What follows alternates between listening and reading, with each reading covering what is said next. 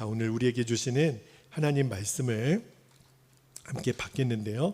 오늘은 시편 26편으로 들어가겠습니다. 시편 26편 1절에서 12절까지 말씀을 함께 받도록 하겠습니다.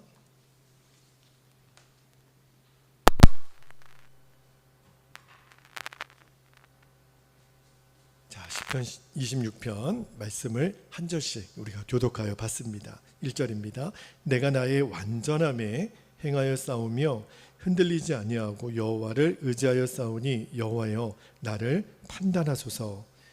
여호와여 나를 살피시고 시험하사 내 뜻과 내 양심을 단련하소서. 3절 주의 인자하심이 내 목전에 있나이다. 내가 주의 진리 중에 행하여 허망한 사람과 같이 앉지 아니하였사오니 간사한 자와 동행하지도 아니하리이다.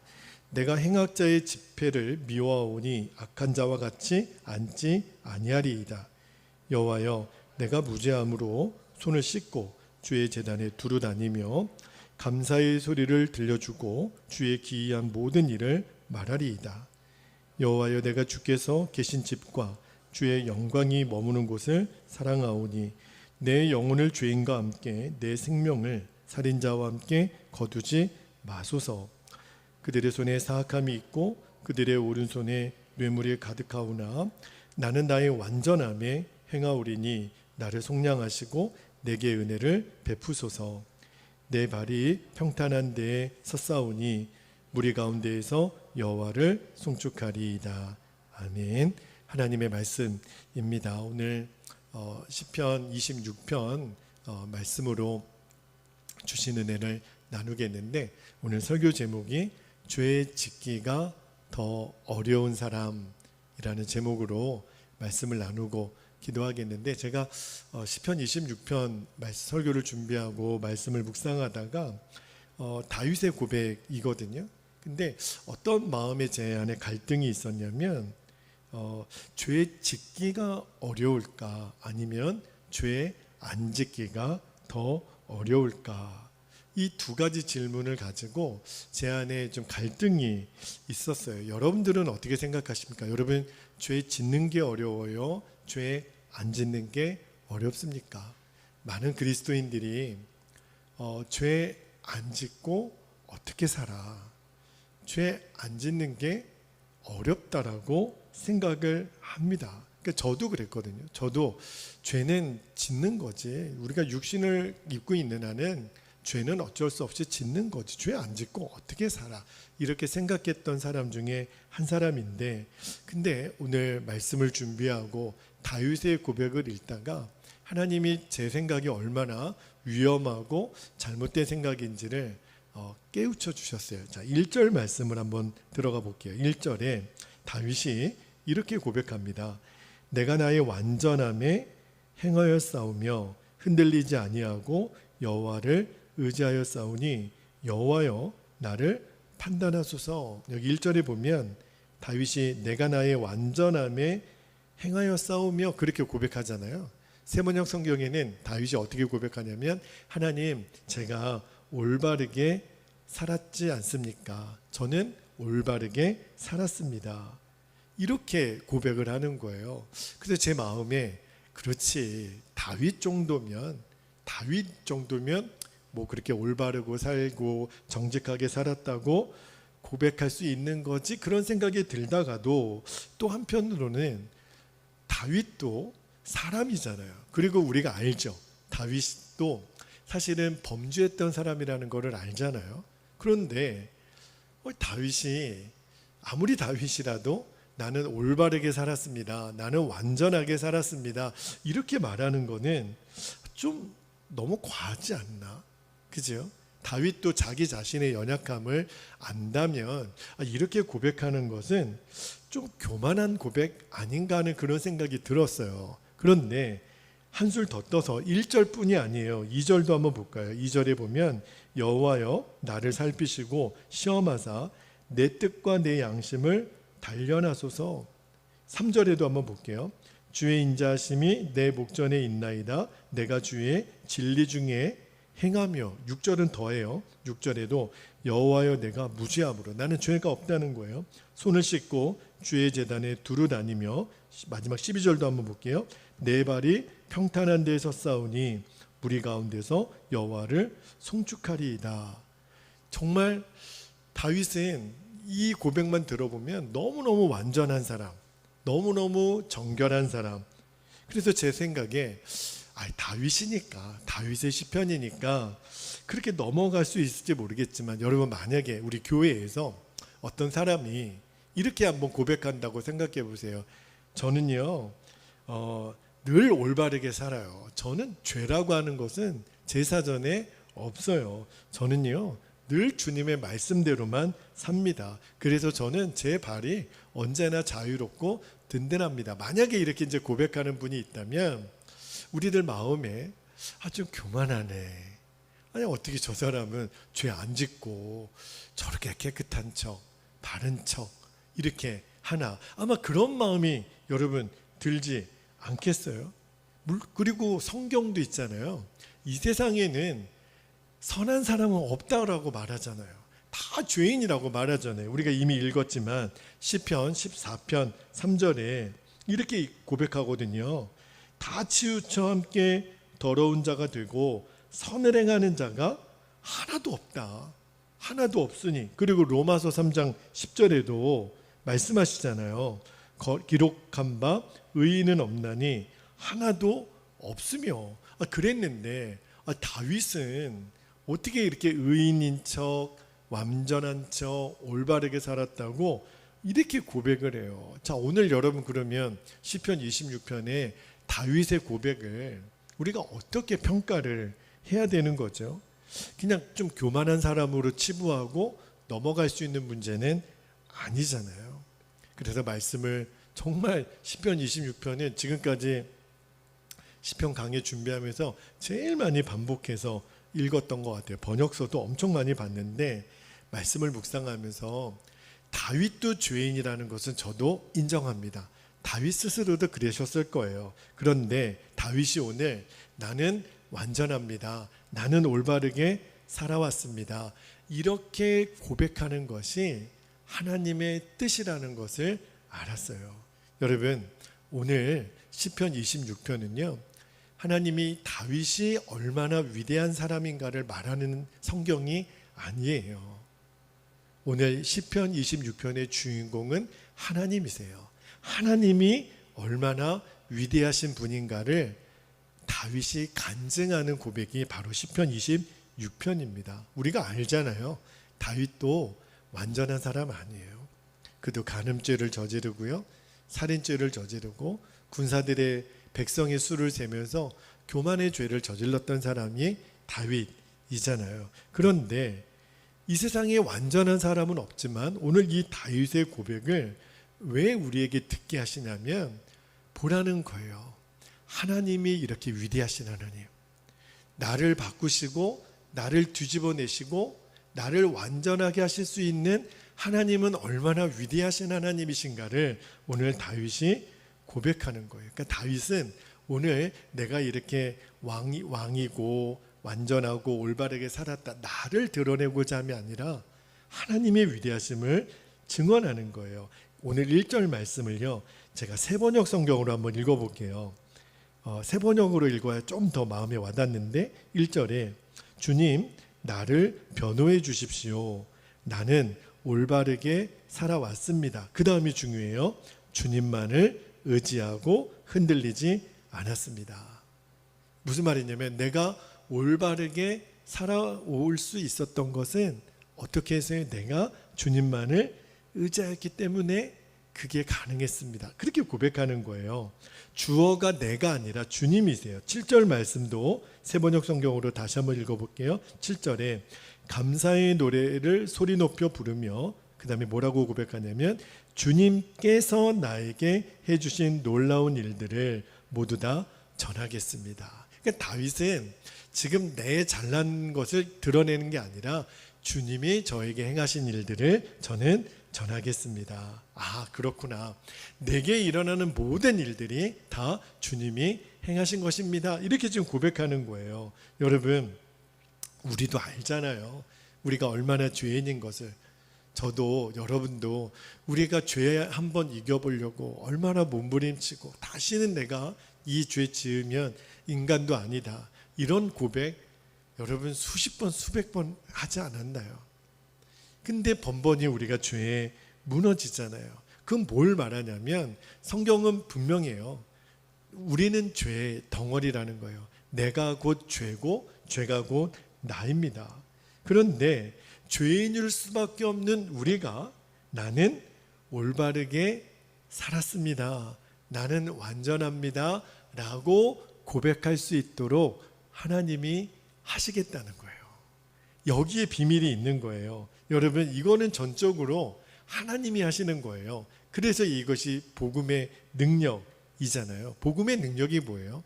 사람은 주 안에서 변할 수 있다는 거예요. 이제 우리가 나는 어쩔 수 없이 죄 짓고 평생 살 거야가 아니고 나는 거룩의 능력입니다.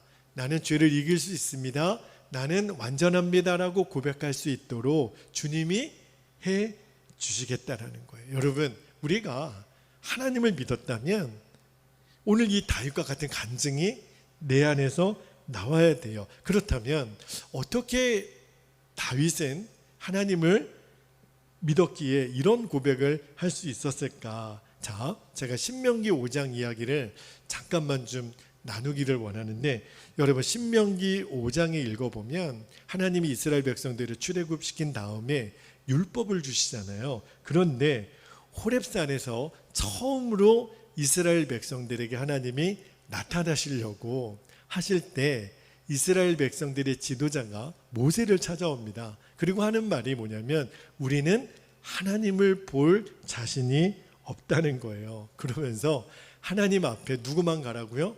모세 당신만 가라고. 죄인인 우리가 하나님 받다가는 죽을 수도 있는 거죠. 그러니까 백성들은 두려웠던 거예요. 그리고 우리는 뒤로 물러갈 테니 모세 당신이 나가서 하나님의 말씀을 받아오라고 그렇게 얘기합니다. 이게 이스라엘 백성들의 믿음의 현 주소예요. 하나님을 믿는다라고는 말은 하지만 마음은 하나님 앞에 나아가지 못하는 상태. 여러분, 하나님이 이스라엘 백성들을 출애굽의 애굽의 압제로부터 이끌어내신 것은 물론 그들이 너무너무 고통스러워서 하나님 우리 좀 곧 해방시켜 주세요 기도했던 응답이기도 하지만, 하나님이 출애굽 과정을 쭉 읽어보면 하나님의 마음은요 이스라엘 백성들과 가까워지고 싶은 거예요.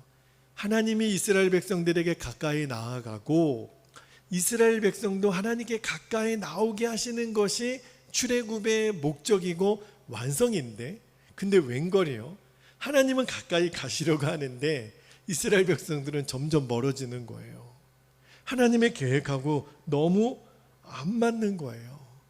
나는 너희들과 더 친해지고 싶은데 너희들은 왜 점점 나에게 멀어져 가니?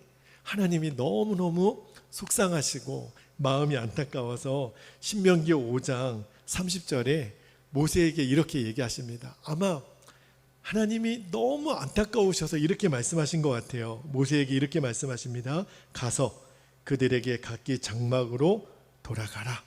그렇게 이르고, 그런 다음에 모세에게 이어지는 31절에 뭐라고 말씀하시냐면 31절 말씀 볼게요. 모세야 너는 여기 내 곁에 서 있으라. 이렇게 말씀하세요. 내가 모든 명령과 규례와 법도를 너에게 이르리니 너는 그것을 그들에게 가르쳐서 내가 그들에게 기업으로 주는 땅에서 그들에게 이것을 행하게 하라 하셨나니. 모세에게 다 뒷걸음질 쳐가는 이스라엘 백성들을 뒤로하고 하나님께 나온 모세에게 모세야 너는 내 곁에 있어다오 이렇게 말씀하세요. 너는 여기 내 곁에 서 있으라. 이게 하나님 마음이거든요. 그리고 이스라엘 백성들은 그래 그들이 원하는 대로 그러면 가라 그래. 이 말씀은요 너희들이 갔으면 좋겠다가 아니라 너무너무 아프신 거예요. 내가 너희들 이러려고 출애굽시킨 게 아닌데 왜 나에게 마음이 점점 멀어져 가니? 모세에게 너는 내 곁에 서고 그래 그러면 가게 해. 여러분, 이게 하나님의 찢어지는 마음이거든요. 나중에요, 이스라엘 백성들이 뭐라고 얘기하는 줄 아십니까? 기가 막힌 얘기를 하는데, 구약 성경의 맨 마지막 성경이 말라기서 1장 2절에 보면 말씀이 이렇습니다. 여호와께서 이르시되 내가 너희를 사랑하였노라 하나 너희는 이르기를. 이스라엘 백성들이 뭐라 그랬냐면 주께서 어떻게 우리를 사랑하셨나이까 하는도다. 여러분, 우리가 자녀를 키워보면요, 그 핏덩이 때부터 자녀를 성장시키기까지 정말 부모의 마음은 자녀들에게 눈을 안 떼고 사랑했는데, 언젠가 자녀들이 이런 말을 할 때 엄마 아빠가 나한테 해준 게 뭐가 있어요? 와, 그러면 진짜 속이 뒤집어지는 거잖아요. 지금 이스라엘 백성들이 똑같은 얘기를 하는 거예요. 하나님 어떻게 우리를 사랑하셨냐고 이렇게 얘기한다는 거예요. 이런 이스라엘 백성들에게 하나님이 얼마나 안타까운 마음을 가졌냐면, 우리가 예레미야 성경을 읽을 때 하나님이 예레미야 선지자를 통해 말씀하신 예레미야 7장 13절에 내가 너희에게 말하되 새벽부터 부지런히 말하여도 너희는 듣지 아니하였고 너희를 불러도 대답하지 아니하였느니라. 이게 하나님의 마음이라는 거예요. 나는 너희를 한 번도 등 돌린 적이 없다는 거예요. 새벽부터 너희들에게 말했고 너희들에게 부지런히 너희를 불러도 너희는 한 번도 나에게 눈길 하나 손길 하나 보여주지 않는구나. 하나님의 안타까운 마음이에요. 하나님께 가까이 나아가기를 꺼려하는 모세에게, 자, 출애굽기 20장으로 한번 가볼게요. 출애굽기 20장 20절에 하나님이 얼마나 답답하셨으면 모세에게 이렇게 얘기하세요. 모세가 백성에게 이르되 두려워하지 말라. 하나님이 임하심은 너희를 시험하고 너희로 경외하며, 그 다음이 중요합니다, 범죄하지 않게 하려 하심이니라. 굳이 이 말씀을 한 이유는요, 이스라엘 백성들도요, 죄는 어쩔 수 없이 짓는 거지. 근데 하나님은 아니라는 거예요. 내가 너희들에게 임하는 것, 내가 너희들에게 가까이 가기를 원하는 것은 왠 줄 아니? 너희로 죄를 이길 수 있다라는 것을 보여주기 위해서 나는 너희들과 같이 하고 싶어. 여러분, 이제 우리가 분명히 알아야 돼요. 하나님이 이스라엘 백성들을 애굽의 압제에서 구원해 내신 것, 출애굽의 목적이 뭐예요? 사실은 출애굽은요, 우리가 죄 가운데 있는 우리를 예수님의 십자가로 인하여 구원해 준 구원 사건이거든요. 하나님이 이스라엘 백성들을 출애굽한 목적, 하나님이 죄 가운데 있는 우리들을 구원하신 목적 똑같아요. 그게 뭐예요? 하나님도 우리에게 가까이 오고 우리도 하나님께 가까이 나아갈 수 있는 하나님과의 친밀함에 있다라는 거예요. 여러분, 이제는 분명히 알아야 됩니다. 죄를 어떻게 이겨? 죄는 짓는 거지. 아니에요. 우리가 속고 있는 거예요. 마귀는 끊임없이 우리에게 너는 절대로 죄를 못 이겨, 이렇게 속삭이거든요. 근데 하나님은 아니라는 거예요. 내가 너희를 구원해낸 것은 너희들과 친밀하고 싶어서. 근데 그 친밀함의 배경에는 뭐냐면 너희들이 이제는 얼마든지 죄를 이길 수 있는 존재가 됐다라는 거예요. 하나님의 임재 안에 들어가면요, 죄를 짓고 싶어도 죄를 못 짓잖아요. 그래서 다윗은 늘 하나님의 임재 안에 거하려고 애를 썼어요. 그의 시편 16편 8절에 보면 너무너무 유명한 말씀이죠. 내가 여호와를 항상 내 앞에 모심이요 그가 나의 오른쪽에 계심으로 내가 흔들리지 아니하리로다. 여러분, 보이는 사람만 내 눈앞에 있어도 우리는 죄를 못 져요. 그렇죠? 근데 하나님이 눈에 안 보인다고 안 계신 게 아니거든요. 그러니까 다윗은 늘 마음에 뭘 명심했냐면 하나님이 항상 내 앞에 계셔. 내 오른편에 계시니 나는 흔들리지 아니하는 게 뭐예요? 나는 더 이상 죄를 지을 수 없는 사람이 됐다라는 거예요. 매일매일 이 삶의 자세로 살았던 다윗이 오늘 시편 26편을 고백하는 거예요. 자, 오늘 말씀 2절하고 3절 말씀을 세번역 성경으로 다시 한번 읽어드릴게요. 시편 26편 2절에 보면 주님 나를 샅샅이 살펴보시고 시험하여 보십시오. 나의 속 깊은 곳과 마음을 달구어 보십시오. 3절에 나는 주님의 한결같은 사랑을 늘 뭐하면서요? 바라보면서 주님의 진리를 따라서 살았습니다. 무슨 말이냐면 하나님, 저는 하나님 앞에 아무런 숨길 것이 없어요. 요즘 저희 가정 예배 때 사도행전을 읽고 있는데 사도 바울이 그런 고백을 하시더라고요. 나는 하나님과 사람 앞에 거리낌이 없다는 고백을 계속해요. 늘 하나님 앞에 일점 부끄러움이 없도록 나를 완전히 드러내고 사는 거죠. 매일매일 다윗은 그렇게 살았다는 거예요. 이것이 여러분 우리가 24시간 예수님을 바라보고 24시간 예수님과 동행하는 삶이에요. 매일매일 하나님의 임재 안에 있는 거죠. 이것이 바로 다윗이 오늘 그 고백을 하잖아요. 나는 완전합니다. 나는 올바르게 살았습니다. 나를 샅샅이 뒤져보세요. 나는 부끄러울 것이 없습니다. 이거는 절대로 다윗의 교만한 고백이 아닌 거예요. 다윗이 하나님의 임재 안에 누리는 간증입니다. 어떻게 하면 우리가 집안에서 또 직장 생활하면서 죄 안 짓고 살 수 있을까? 그죠? 이게 우리들의 고민이잖아요. 근데 여러분 다윗을 한번 보세요. 다윗은요 일상에서 그가 죄 안 지으려고 뭐 수도원에 들어간 게 아니에요. 그의 직업이 뭐예요? 왕이거든요. 다윗은요 끊임없이 전쟁을 했던 사람이에요. 그리고 왕이 처리해야 될 일이 얼마나 많습니까? 그 다윗 당시의 왕은요 제사장, 그다음에 재판관 역할을 같이 해야 되거든요.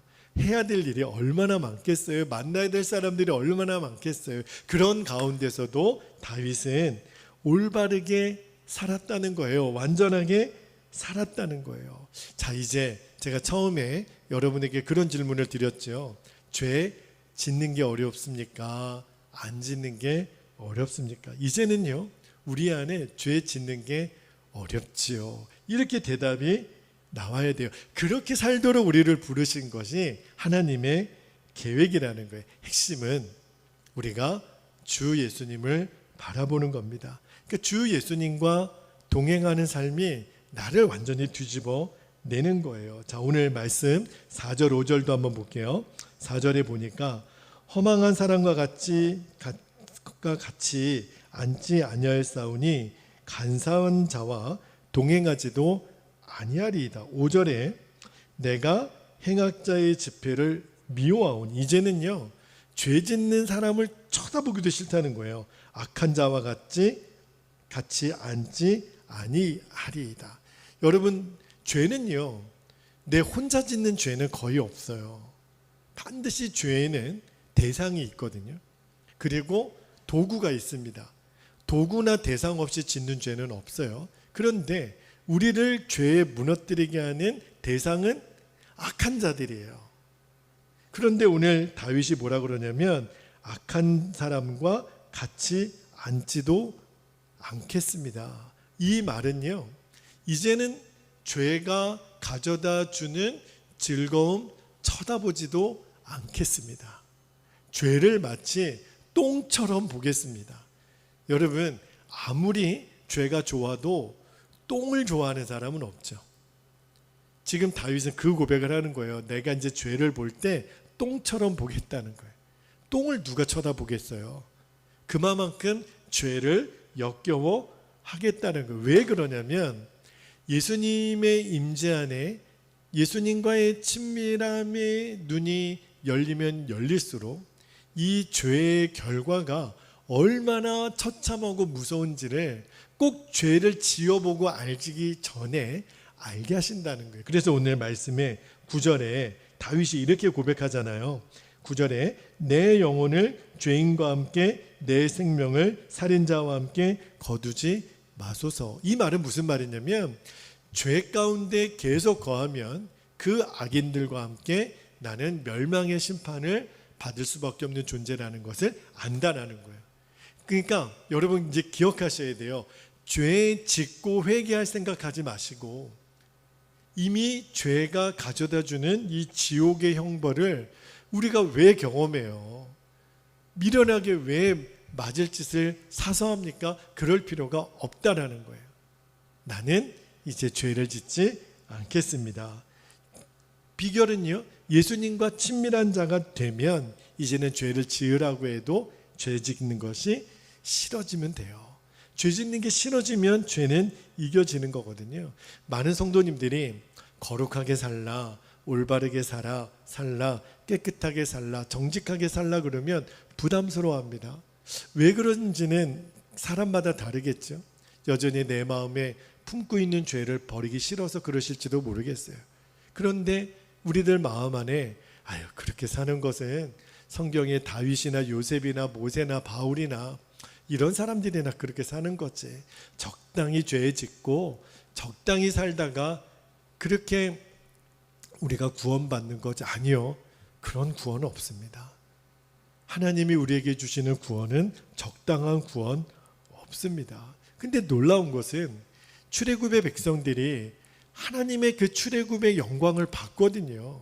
10가지 재앙을 보고 그 홍해가 갈라지는 것을 보고 또 만나를 내려주시고 불기둥 구름기둥을 다 체험했는데도 불구하고 딱 하나 죄가 이겨지게 하시는 하나님을 믿지는 못했어요. 우리도 똑같아요. 우리도 오늘 요즘 제가 새벽에 오병이의 기적을 나누고 있는데 이스라엘 백성들이 예수님이 오병이의 기적을 행하니까 와, 저분 따라가면 굶어 죽지 않겠다. 저분이 이제 메시아다. 그런데 예수님의 말씀을 듣고 또 듣다 보면 특히 예수님이 마태복음 5장, 6장, 7장에 산상수훈 설교의 핵심이 뭐예요? 깨끗하게 살라는 거거든요. 죄를 미워하라는 거거든요. 아니, 떡 줄 때는 그렇게 찾아왔던 사람들이 죄 짓지 말라. 죄를 이길 수 있다. 눈을 뽑아라. 뭐 이런 심각한 이야기를 하시니까 뭐야, 떡 준다는 때는 언제고 뭘 우리 보고 불가능한 일을 명령하시네. 죄 짓지 말라고. 아이, 그게 어떻게 가능해? 이러면서 예수님을 다 떠나가는 거예요. 아니, 전능하신 하나님을 믿으면서 우리를 깨끗하게 하고 죄에서 이기게 해주시는 하나님을 왜 못 믿는 거죠? 성경은요, 우리가 온전해질 수 있다라고 분명히 말씀하세요. 에베소서 4장 13절 말씀을 한번 볼게요. 에베소서 4장 13절에 우리가 다 하나님의 아들을 믿는 것과 아는 일에 하나가 되어 온전한 사람을 이루어 그랬어요. 온전한 사람을 이룬다 그랬어요. 그리스도의 장성한 분량이 충만한 데까지 이르리니. 물론 이 일은 내 힘과 노력으로 되어지는 일은 아니에요. 하나님이 하시는 일이에요. 근데 우리 안에 어떤 믿음이 필요하냐면 하나님이 그 일을 이루실 것을 믿습니다. 이 믿음이 우리 안에 있어야 돼요. 또 우리는 알아서 죄 짓고 회개하면 되지, 이게 아니라 알아서 죄 지려고 하니까 마귀에게 늘 당하는 거예요. 그게 아니라 하나님이 나를 온전한 사람을 이루시고 그리스도의 장성한 분량이 이르기까지 나를 세우실 거야. 이것을 믿으라는 거예요. 그래서 예수님을 바라보라는 겁니다. 그러기 위해서는 평상시에 예수님을 바라보는 훈련이 되어 있어야 돼요. 안 그러면 오늘도 말씀드렸잖아요. 새벽에 풍랑이는 바다가 일면 다 두려워해요. 급한 일이 생기면 믿음은 온데간데 없어집니다. 다윗과 같이 늘 내가 항상 하나님을 내 앞에 모심이요, 주님을 바라보는 그 시선을 계속 고정하는 것이 내가 이 온전한 사람을 이루는 일의 핵심이에요. 그래서 내가 죄가 이겨지는 거예요. 그래서 항상 예수님을 바라보는 이 훈련이 우리 안에 되어 있어야 주님도 우리를 지키시고 인도해 내세요. 우리 감리교회 창시자인 요한 웨슬레 목사님이 늘 설교 때마다 하셨던 고백이 있어요. 제가 너무 좋아하는 고백인데, 하나님 외에는 두려워할 대상이 없고 죄밖에는 부끄러워할 것이 없으며 그리스도와 십자가 외에는 아무것도 알지 못하는 100명을 저에게 주십시오. 제가 세계를 뒤집어 엎겠습니다. 동일하게 저의 기도의 제목이 됐어요. 하나님 외에는 두려워하지 않고 죄밖에는 부끄러워하지 않으며 예수 그리스도와 십자가 외에는 아무것도 알지 못하는 100명을 우리 베델교회에 보내주십시오. 익산을 뒤집어 엎겠습니다. 이 전라북도를 뒤집어 엎겠습니다. 정말 제 마음에 간절한 소원이 되더라고요. 그게 무슨 말이냐면 이제는 알아서 죄짓고 무너지는 자가 아니라 죄를 이길 수 있다라는 고백으로 준비가 되어진 사람, 이제는 거룩이 능력인 것을 아는 사람, 이제는 주 예수 그리스도를 온전히 바라보는 것이 실제가 된 사람. 그래서 제가 매일매일 동행일기를 밤이면 씁니다. 거의 대부분의 제 일기는 실패 이야기예요. 오늘도 주님 또 넘어졌습니다. 또 실패했습니다. 그런데 주님이 제가 실패의 이야기를 쓰고 넘어진 이야기를 쓰면 주님이 그러세요. 주철아, 너 실패한 거 아니야. 너 오늘 또 무너진 거 아니야. 너가 실패하고 정말 무너졌다면 이 고백도 못했을 거야. 너가 오늘 이 고백을 드리고 그래서 내가 넘어진 자리에서 다시 일어나겠다고 하는 그 고백을 통해서 너는 이기는 자야. 너는 이미 이긴 자야. 믿어. 내가 너를 이긴 자로 만들 것을 너는 믿어. 죄 가운데 또 무너지는 자가 아니라 이제는 마귀가 너를 참소하는 자가 아니라 너가 오히려 마귀를 참소하고 마귀를 비웃는 자가 되면 돼. 그렇게 밤마다 주님이 말씀해 주세요. 여러분, 우리가 연약하다, 우리가 불완전한 존재다라고 말하는 것과 내가 바르게 사는 것, 죄 안 짓고 사는 삶을 포기하는 것은 절대 같은 말은 아니에요. 내가 연약한 존재여서 죄를 지어도 좋다? 아니에요. 하나님은 한 번도 그렇게 말씀하신 적이 없어요. 이제는요, 죄 안 짓는 것이 이제 어려운 게 아니에요. 이제는 죄 짓는 것이 이제 싫어지는 거예요. 주님, 얼마든지 제가 죄를 이길 수 있는 사람이 됐군요. 그래서 이제는 죄가 역겨워지고 죄에서 승리하는 것이 우리들의 삶에 간증이 된 사람, 그 사람이 바로 시편 26편의 저자가 되는 거예요. 그래서 우리들이 일기를 쓸 때마다 이 시편 26편의 고백이 저와 여러분의 고백이 되시기를 주의 이름으로 축복합니다. 그래서 이 죄가 이겨지는 주님과의 동행의 삶이 얼마나 우리를 흥분되게 또 우리를 기쁘게 하시는지 몰라요. 자, 이제 우리 함께 기도하겠습니다. 오늘 주신 은혜를 붙잡고 두 가지 기도 제목으로 나누고 우리가 기도하기를 원하는데, 첫 번째 기도 제목, 죄는 어쩔 수 없이 짓는 거야 라는 죄에 대한 패배감에서 죄는 이길 수 있어 라고 고백할 수 있는 믿음을 주옵소서. 두 번째, 하나님과의 친밀함에서만 누려지는 영적인 담대함을 주옵소서. 그래서 24시간 예수님만 바라보게 하여 주옵소서. 우리 두 가지 기도 제목을 정말 마음으로 붙잡고 우리가 주의 이름을 간절히 부르신 후에 통성으로 기도하겠습니다. 주여, 아버지 하나님, 은혜와 사랑을 감사합니다. 오늘도 주께서 말씀으로 우리를 먹여주셨습니다.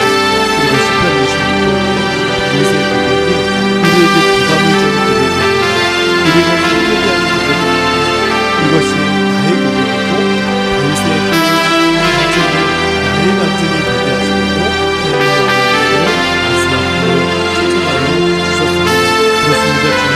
우리가 이제까지 주에 대하여 오해했고 하나님 마귀에게 우리가 농락당했고 죄는 어쩔 수 없이 짓는 거야라고 생각했던 이 생각에서 완전히 뒤집어지는 일을 죄에 대한 패배감에서 벗어나서 죄는 이길 수 있고 이제는 죄를 안 짓는 것이 더 어려워지고, 아버지 하나님, 이제는 죄 짓는 것이 이제는 우리 안에 너무 싫어지고 역겨워지는 일입니다. 아버지 하나님, 이제 정말 죄 안 짓는 삶이 우리에게 당연한 삶이 되도록 아버지 하나님 우리를 인도해 주시기를 원합니다. 이제는 우리의 고백이 달라지게 되기를 원합니다. 이제는 주님을 이길 수 있는 거룩이 능력이고 거룩이 생명인 것을 아버지 하나님 주님과의 그 친밀함 안에 있을 때 아버지 하나님 우리에게 누려지는 주에 대한 승리, 주의 승리에 대한 간증이 우리들 안에 날마다 누려지게 하여 주옵소서. 우리 눈앞에 보여지는 하나님의 일적인 감각이 우리들이 가능하지 않고 진리의 말씀에 우리가 반응하기를 원합니다. 주님은 말씀하십니다. 얼마든지 주를 이길 수 있다. 그리고 그것을 위하여 우리에게 계속 주님 주 예수님을 바라보고 주님과의 연합으로 우리를 인도하시고 내가 주님 안에 우리를 인도하였습니다. 아버지 하나님 보도나무 되신 예수님 안에 내가 끊임없이 붙어있어 주님이 나를 통해 일하시고 주님이 나를 통해 이기게 하시고 주님이 나를 통하여 영광 받으시는 이 놀라운 영광스러운 주님과의 동역의 삶으로 우리를 인도해 주시기를 원합니다. 주님, 요한의 순례 목사님이 고백했던 것처럼 하나님 외에는 두려워할 대상이 없습니다. 죄밖에는 부끄러워할 것이 없습니다. 주 예수와 십자가 외에는 그것도 알지 않기를 원합니다. 아버지 하나님 그 일병명의 사람들을 아버지 하나님 우리 베델교회에 보내주십시오. 종에게 붙여주십시오. 그래서 아버지 하나님 이 익산을 뒤집어내고 이 전라북도를 뒤집어내고 이 나라 민족을 뒤집어내서 하나님의 거룩한 무리들이 세워지게 되기를 원합니다. 아버지 하나님 메소디스트라고 하는 그 미교도들의 초기 정책을 아버지 하나님 우리가 완전히 회복하게 되기를 원합니다. 늘 주 예수 그리스도처럼 동행하며 예수님을 바라보려고 토크에 있었다. 아버지 하나님 우리 교회들이 아버지 하나님 세워지게 되기를 원합니다. 우리 교회가 그러되기를 아버지 하나님 이제는 16편의 기대 우리들을 보내드리고 영세 간증이 나의 간증이 되게 하여 주시기를 원합니다. 그래서 하나님 온갖 간증 나는 온전합니다. 열반에서 살았습니다. 나는 모든 것 앞에 나는 자유합니다. 늘 주님 안에서 하나님 앞에 부끄럽게 살기를 거절했던 사도 바울처럼 우리 나라님 그렇게 살기를 그렇게 우리가 지어져라